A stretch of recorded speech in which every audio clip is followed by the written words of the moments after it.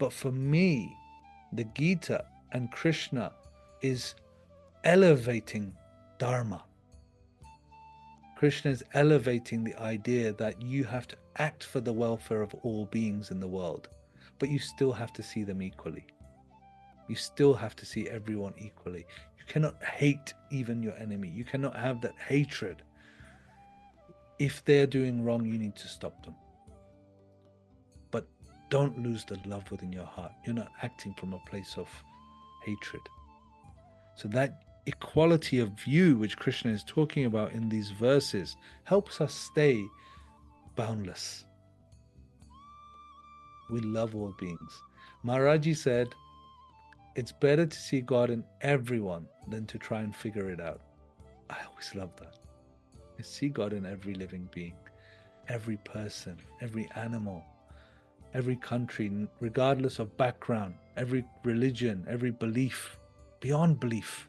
This is beyond belief. It's actually about the heart. So, belief is here. Heart is here. This Gita is about heart. That's why we call these talks Journey Within. I mean, it's difficult to give a title, but it's about establishing the heart space, living from the heart. And this can become quite repetitive, what we are exploring. But again, it's about, after this, we'll go out and we'll forget about the heart. And we'll think about food. And we'll think about nice places we want to visit and places we want to go and things we want to achieve and things we want to do and money we want to earn and rent we need to pay and people we need to keep happy and children we need to feed and parents we need to take care of and everything else. And those are all the leelas of the world that we need to do. They're all our dharmas and serving people and making this world slightly better place. But can we come back to a place where we're doing it from the heart? Chapter 6, verse 20, we begin a short section of the Gita which explores what the goal of meditation is. So what is the goal of yoga? What is the goal of meditation or spiritual practice? When all thoughts come to an end, being blocked by the practice of yoga, one finds satisfaction, seeing the soul in oneself through the Atman. You see yourself through yourself. You see yourself through your mind, through your intellect, through your heart. Transcending the grasp of your senses, transcending the reach of your senses. One who is living yoga, a true yogi, will achieve one, boundless happiness. I love that word. Boundless happiness. Grasped through spiritual perception.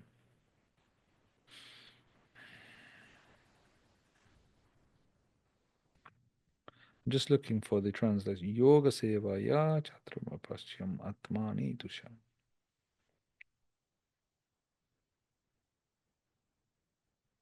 Yeah.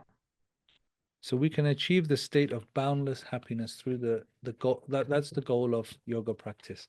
And may we wish boundless happiness on all living beings, including ourselves, our loved ones, our family members, so we can have that state within our hearts to then go into the ups and downs of the world that will inevitably find us. Upon achieving this, you will understand that there is no greater gain in the world. Being firmly situated, stita, stitona dukkhena, situated in a state where there's no suffering. Being firmly situated, one is never swayed from the truth, no matter whatever difficulty arises. Now, this is something really incredible to understand, that the Gita is telling us that there's a place within each one of us that no matter what ups and downs we face in our life, we can be firmly situated in the spiritual heart. And I think that's a place that transcends the material world. It's the deepest part of our hearts, the spiritual heart. This position is called yoga. This is what yoga is, not the ek anga, single limbed yoga of just physical practice. It's that state where we are absolutely, boundlessly happy beyond all of the ups and downs of the world. This is yoga. This is the discipline of yoga. Verse 23, it is the cessation, it's the cessation of all misery and must be practiced with an determination and an untiring heart,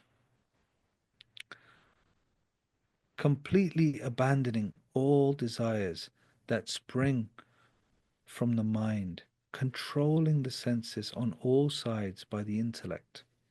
One should gradually bring the mind to rest through the firm use of one's intelligence and focus on the soul alone. We must use the intellect and the mind to help us be in that state. They are tools which can take us on the journey towards the spiritual heart, towards God, towards connection.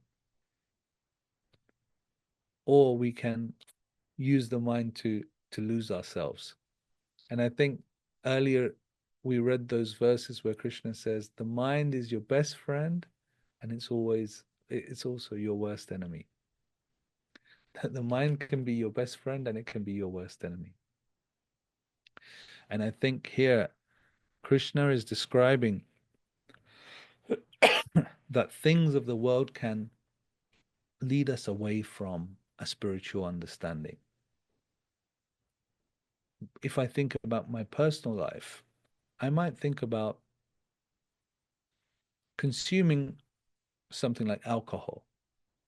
Now, previously, most people might think, well, there's nothing wrong with drinking, having a drink now and again, and kind of it doesn't do me any harm or it doesn't do anything. But if it bewilders your mind, which it certainly does, then it will bewilder your intellect. And if your intellect is bewildered, then you cannot achieve a state of yoga. You cannot be fully present in that state, for most people at least. Maybe some high beings can consume these things and go up. But I think in terms of intoxication, that comes to my mind.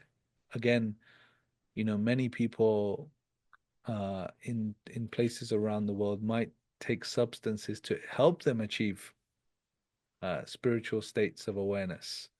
I know my own teacher was the greatest culprit, Ram Dass, who who experimented with LSD in the 60s and with Timothy Leary and some of you who might have been around at that time might have heard or experimented yourselves. But Maharaji said to Ram Dass, it could take you into the room of Christ for a few hours, but then you can't stay. Only love can do that. Only the heart can do that. And I read yesterday, a couple of days ago, in fact, one of my friends uh, just retired from international cricket recently, Virat Kohli, and I sent him a message because he just retired and he was following his heart and he's doing this thing, and I said, Ram knows only the language of the heart, and this very thing is what I believe Maharaji was telling Ram Dass back then, and what the Gita is really positioning us for is that when our minds are being led like crazy horses in every single direction, how can we be situated in our heart?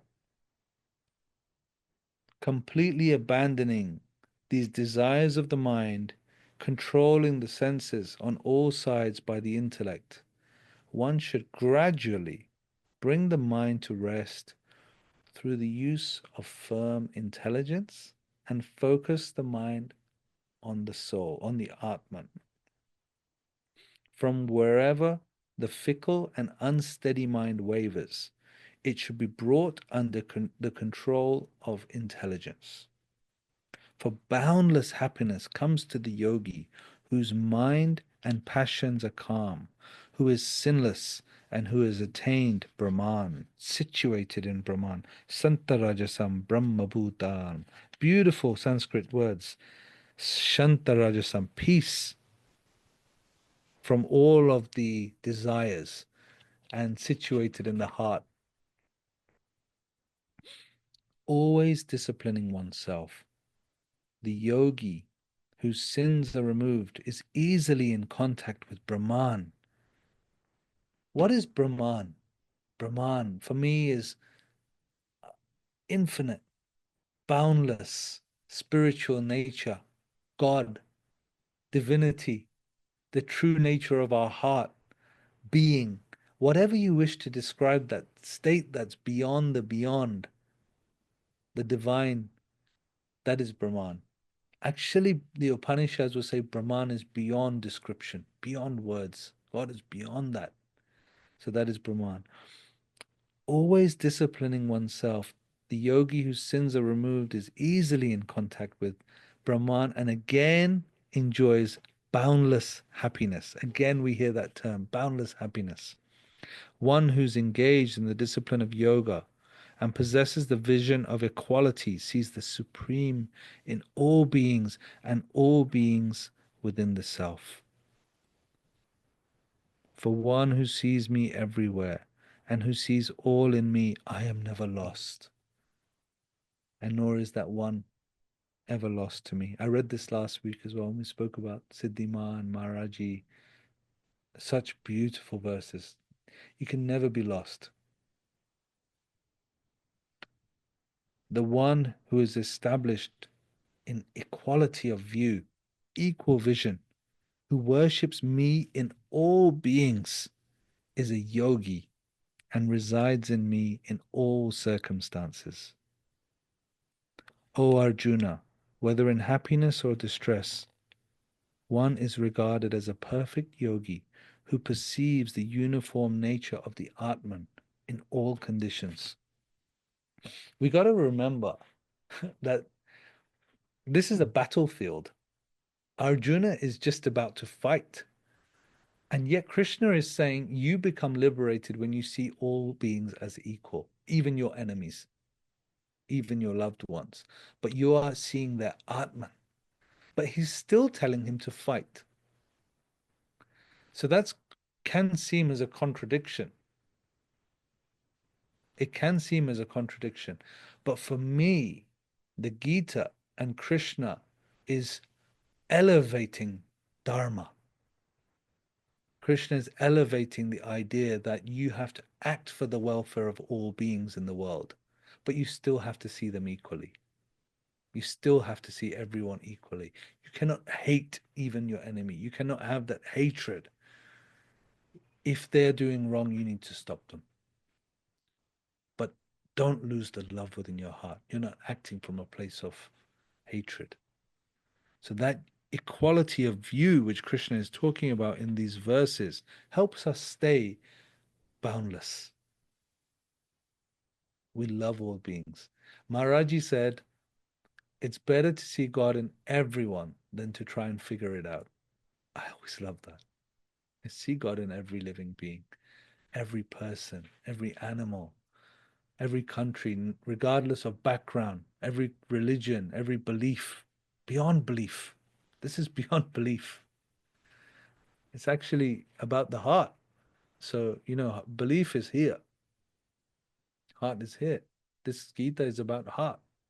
That's why we call these talks journey within. I mean, it's difficult to give a title, but it's about establishing the heart space, living from the heart. And this can become quite repetitive, what we are exploring. But again, it's about After this, we'll go out and we'll forget about the heart and we'll think about food and we'll think about nice places we want to visit and places we want to go and things we want to achieve and things we want to do and money we want to earn and rent we need to pay and people we need to keep happy and children we need to feed and parents we need to take care of and everything else.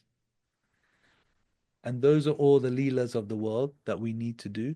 They're all our dharmas and serving people and making this world slightly better place.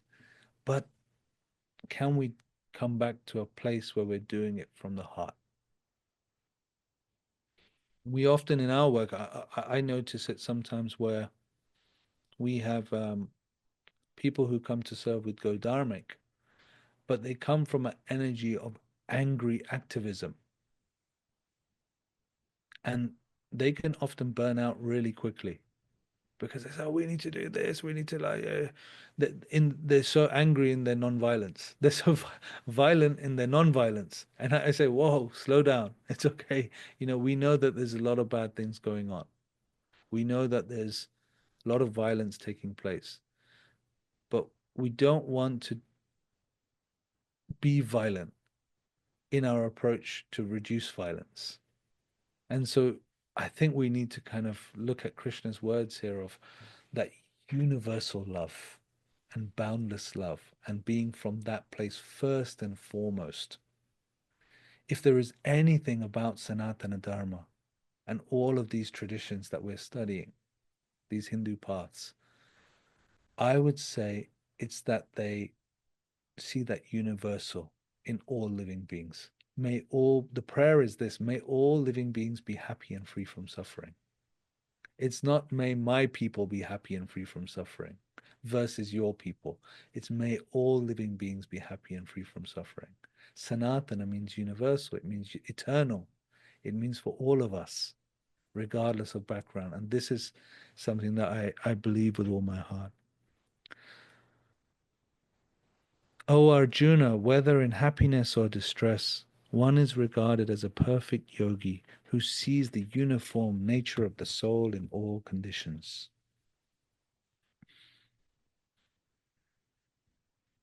O Madhusudana, O Krishna, due to the unsteady nature of the mind, I do not see any practical use of what you are talking about. It's all nonsense. Krishna's being told by Arjuna that this is useless. What are you teaching me? Like, why can't I just get on with what I'm living in my life? The mind is so unsteady. It's churning. It's possessed of great strength. It's intense. Krishna, to control the mind is more difficult than controlling the wind. Without a doubt, O great armed son, Krishna says, the mind is unsteady and difficult to control. But with practice, one, practice and detachment, it can be controlled. Stittim stiram. 20. Uh, the words are, yeah, we discussed this last week as well. Abhyasena and vairagyena. There's two words that Krishna gives us that we need to do constant practice. The name Ram, Ram, Ram, Ram, Ram, holding that name, constant practice, bringing in the heart. And vairagyena, being slightly detached from the stuff of the world, even though we need to be in it. We can be witness view as well as being in the world. So not being completely pulled by what people say to us, how people treat us. Although we need to react, maybe just pausing for a moment and not acting from a place of anger and instinct or fight and flight, just holding back. So Krishna gives us these two things, practice, spiritual practice, and detachment. That's how you control the mind. Without self-control, the discipline of yoga is indeed hard. But for one who endeavors for self-control through proper means, it is possible. This is my opinion. Okay.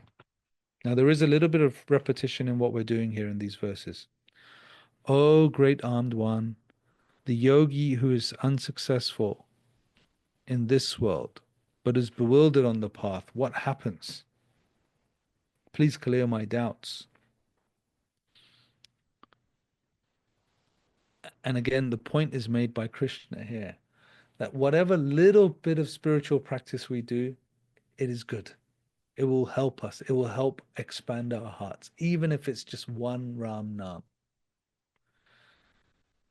There's an interesting thing that I just wanted to discuss, and perhaps this can lead us into the final verses.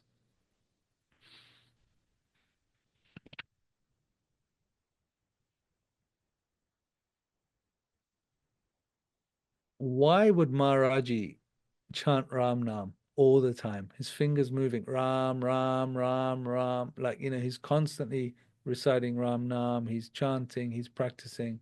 He's an enlightened being. He's one with Hanuman himself. Why would he ever need to chant Ram Nam? I asked this to Ram Das in 2013. We were sitting in his house in Maui. And I said, why does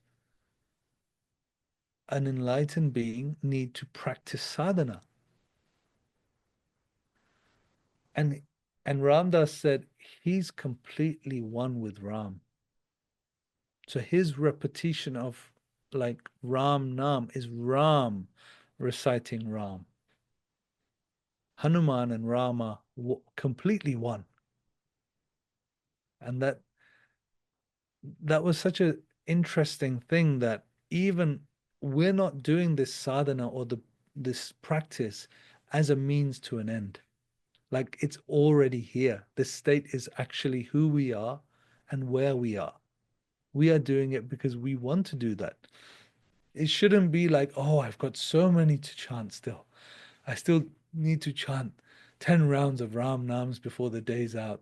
It should be just the Ram Nams chanting because there's nothing greater that we would want to do in the world than say the name of Ram and be in that presence of love and boundlessness and happiness. What else would we want to do? You know, like that is the greatness of this practice, that it brings us into a state of such bliss. And even if we're pulled away, we can come back to it by just saying one word. But Maharaji he did also say that go on chanting your fake Ram Nams. If you said Ram once, you'd be enlightened. If you truly said it once, you'd be completely enlightened. And so I think when we're thinking about practice in our lives, and I would love to have some conversation today about this, how we practice in our lives and how we look at that, because we can go quite deep into that, like why we practice and how we practice and how we look at that as a means to an end or just a way of being.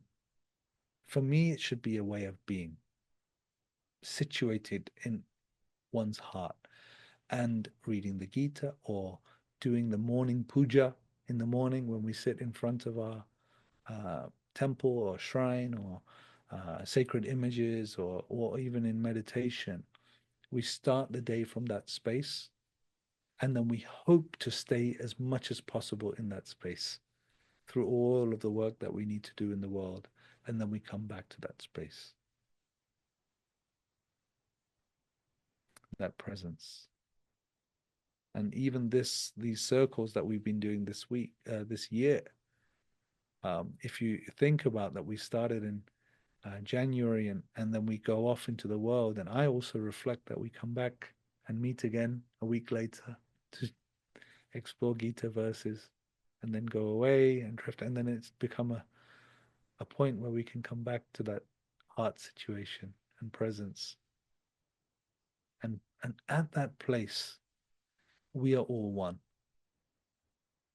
At that place, there's unconditional love. At that place, there's loving awareness.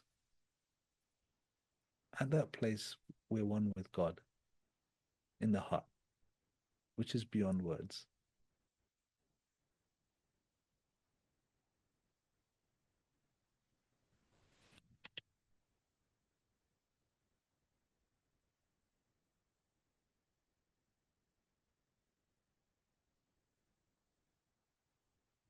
A yogi is considered greater than an ascetic, greater than a person of learning, and greater than a performer of ritual actions.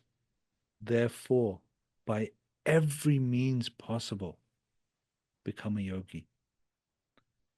O Arjuna, the one whose innermost soul,